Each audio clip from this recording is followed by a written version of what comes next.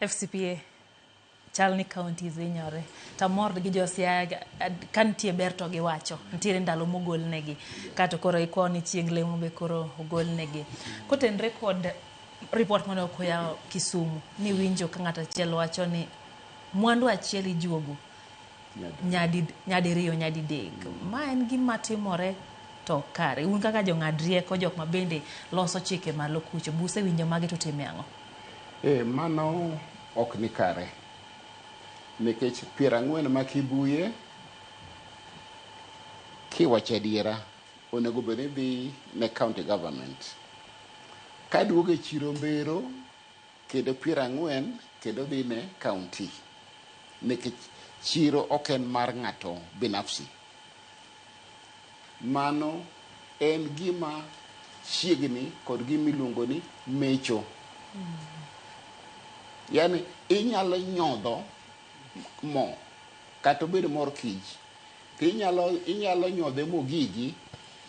nyaka break moro bedie to pesa duto nyaka wachi ka dipo ni ochomo agula achiel ok ochuno ni nyaka kawe ka kendo kawe ka kama ochomo agulu nero ochomore tir to county dhi yudo pesa mang'eny moloyo kar diyo ji nikech kodi ji koro ji nyaka yud yo machielo. Ne nitie tem manotem godo Kiambu County ma jomatatu pesa jomatatu kod jochiro kod gik moko duto mijuogo nolosnegi line achiel machalo kaka odwa chalo gi M-Pesa ma kata in jamatatu to ng'ama ochung' kasi ya leo hatujaona ma kawuono pok waneno ne giketo code ma iketo tichiwo pesa to pesa no donjo te e agulu. Kiambu pesa magichoko higa nobedo moingo nyadiriyo mane giyudo nga chon.